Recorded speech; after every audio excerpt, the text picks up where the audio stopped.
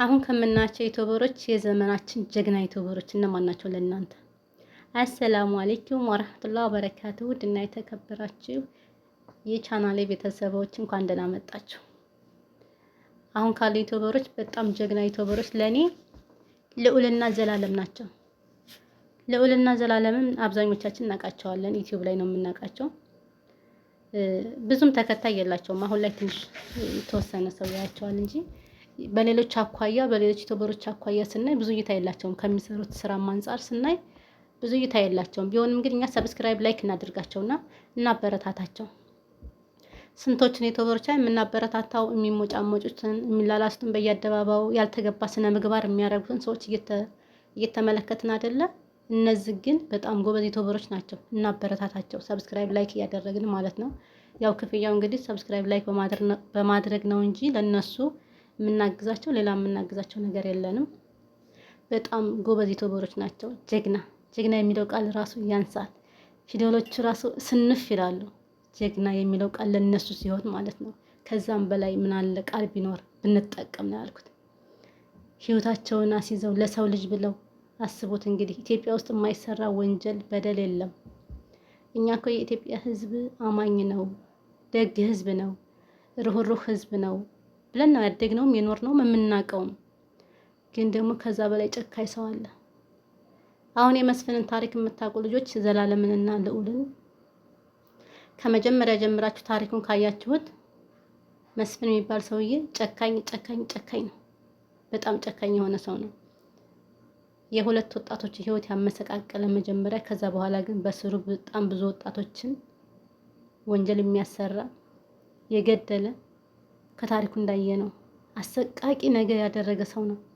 እንደዚህ እኔ ራሱ አንዳንዴ እንደዚህ ያለ ሰው አለ እንዴ? ጨካኝ በዚህ ልክ እንዴት ነው? ነገ ሞትን አያስብም? ምን አይነት ሰው ነው? እንደው ምን አይነት ልብ ቢኖረው ነው? እንደው ምን አይነት ስብዕና ቢኖረው ነው የሚያስብል ሰው ነው መስፍን የሚባል። ጨካኝ ነው በጣም ማለት ነው። እና ያው እንዳያችሁት መጀመሪያ ላይ ለይሄ መረጃ ናቲና ማሂ የሚባሉ ወጣቶች ቤተሰቦቻቸው ሞተውባቸው ውርስ አላቸው። ያን ውርስ መስፍን ለራሱ ለማድረግ እነሱን አገተ።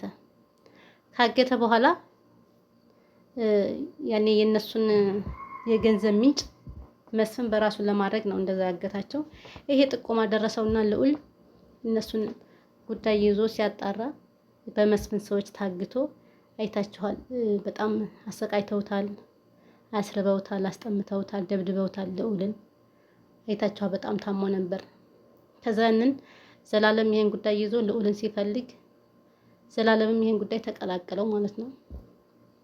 እንዳያችሁ ልዑልና ዘላለምም የመስፍንን ጉዳይ ይዘው የመስፍን ወንጀለኞች ሰዎች በየሄዱበት እያደኑ እያያዙ ለህግ እያቀረቡ ነበር። ይሄን ነገር ማንም ሰው የኢትዮጵያ መንግስት እንኳን ይሄን ጉዳይ እኮ አያውቀውም። የህግ አካልን ራሱ አያውቀውም። እነዚህ ዩቲዩበሮች ግን ህይወታቸውን አስይዘው ነው ከተበዳይ ጎን ሆነው ይሄን ሁላ ወንጀል ካለበት ፈልፍለው ለህግ እያቀረቡ ያሉት በጣም ጀግናዎች ናቸው። ያው እንዳያችሁት ማሂና ናቲም ተገኙ። ቢሆንም የተወሰነ ተጎድተዋል። ከ2 ዓመት እገታ ቆይታ በኋላ አገኟቸው። እነሱ አሁን ላይ ከዘላለምና ከልዑል ጋር ነው የሚኖሩት። ያው እነሱ ባስቀመጡላቸው ቦታ ከመስፍን ሰዎች አድርገው እንዳያችሁት መስፍን እጁ ረጅም ነው። ልዑልን ለማስገደል ከነ ልዑል ምግብ ከምሰራላቸው ሰዎች ተገናኝተው በመስፍን ሰዎች ተገናኝተው ምግባቸው ላይ መርዝ እንጨምርላቸው ሲያስተባብሩ ነበረ። በጣም ብዙ ብር እንከፍልሻለን ልዑልን እና ደግሞ የልዑል ጋር የሚሰሩትን ለመግደል ማለት ነው። ልጅቷ በጣም መልካም ሰው ስለሆነች ያላደረገውም ማለች። ቶሎ ብላ ጉዳዩ ወደ ልዑል አሳወቀች። በዚህ ላይ መስፍን እጁ ረጅም ስለሆነ የዘላለምንም ባልተቤት አግቶ አሰቃይቷል። በጣም መጥፎ ሰው ከመሆኑ የተነሳ ማለት ነው። በገንዘብ ይመጻደቃል። በገንዘብ በጣም ብዙ ብር እየከፈለ ወንጀል እንዲሰሩ ወጣቶችን ከትምህርት ቤት ከዩኒቨርሲቲ እያመጣ ወንጀል እንዲሰሩ ያደርጋቸዋል። በዚህ ላይ ቤተሰቦቻቸውን ደግሞ እንደ ቀብድ እየያዘ ችግር ቢሰሩ እነዚህ ቤተሰቦቻቸውን እንደሚገልባቸው እያስፈራራ እንደዛ አድርጎ ብዙ ወጣቶችን መጀመሪያ ላይ ወደ ወንጀሉ ሲያስገባቸው ወንጀል አይደለም ብሎ የሚያስገባቸው ቀስ በቀስ ወንጀል መሆኑ ሲገባቸው እንወጣለን ሲሉ ቤተሰቦቻችሁን አጠፋለሁ እያለ በጣም ብዙ ጊዜ ይዝትባቸዋል። ቢሆንም እንደዛ እየሆነ ዘላለምና ልዑል በጣም ጀግናዎች ስለሆኑ በመጨረሻም ከትናንት ወዳ በተለቀቀው ቪዲዮ እንዳየነው መስፍንን እጅ ከፈንጅ ይዘውታል። ያው ግን መስፍን ሲያዝ መስፍን መሳሪያ ነበረው። ዘላለምና ልዑል ደግሞ ስልክ ብቻ እጃቸው ላይ ያለው በጣም ጀግናዎች እኮ ናቸው። መስፍን ከውስጡ ነው ከቤቱ ነው መሳሪያ ይዘው እንዳላበላሻችሁ ተመለሱ እያለ እነሱ ግን እንደዛም ነው በቃ ተረጋጋ እጅህን ስጥ እያሉት ነበረ። በጣም ነበር የለመኑት። እሱ ግን አልሰጥም ብሎ መስፍንና የመስፍን ጓደኛ ከውስጥ አሉ የሚባል ነገር አለ። ቢሆንም ግን ዘላለምና ልዑል እንደዛም ሆኖ በሩን ከፍተው ገቡ። ሲገቡ መጨረሻ ላይ እንደሰማነው በጣም የሚረብሽ ድምጽ ነበረ። የመሳሪያ ድምጽ ሰምተናል። ልዑልና ዘላለም እጅ ለእጅ ተያይዘው ነው ወደ ውስጥ የገቡት። እንዳየነው የመሳሪያ ድምጽ ሰምተናል። የልዑልና የዘላለም ድምጽ ደግሞ ሰምተናል።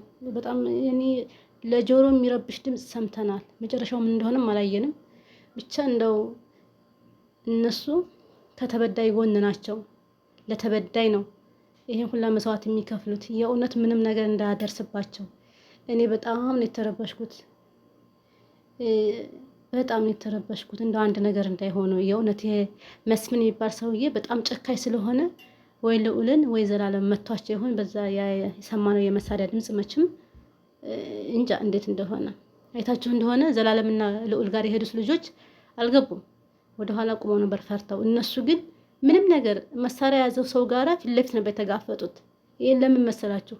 ምክንያቱም መስፍን ወንጀለኛ ነው። ሞት የሚባለው ነገር ያንሰዋል። እሱ መሰቀል አለበት በአደባባይ። እንደው ስቅላት ራሱ ያንሰዋል። ተሰቃይቶ እሱን እንደ ስራውን ይስጠው። እነሱ ግን ያን ሁላ በቃ ምንም አልፈሩም። ፊት ለፊት ጥይት ይዞ መሳሪያ ይዞ እንደዛ እያስፈራራቸው አልፈሩም። ተያይዘው ነው ውስጥ የገቡት። ምን እንደሆነም አላወቅንም። እንግዲህ መጨረሻውን ዛሬ ምናልባት ቪዲዮ ለቀው እነሱ ሰላም ሆነው ያ የተተኮሰውም ጥይት ያው ድምፁ ይረብሻል በጣም። እሱም እንደው የውሸት ይሁን እነ ዘላለምንም ልዑልንም እንደው አላህ እንደው ይጠብቃቸው። የእውነት እኔ እንቅልፍ አልተኛሁም በጣም ሰሞኑን ማሳስብ ነው እና በጣም ጀግና የተወሮች ናቸው። እስቲ ዱአ አድርጉላቸው። ሰብስክራይብ ላይክ አድርጓቸው። ደግሞ አበረታቷቸው። ኢንሻአላህ ምንም ነገር አይሆኑም ብዬ አስባለሁኝ። አላህ ከተበዳይ ጎን ነው። የብዙዎችንም ባጠርገዋል። በጣም ጀግና ዩቲዩበሮች ናቸው፣ ጎበዞች ናቸው ብዬ አስባለሁ። ባይ ባይ። ለቀጣይ ቪዲዮ ውስጥ የምንገናኝ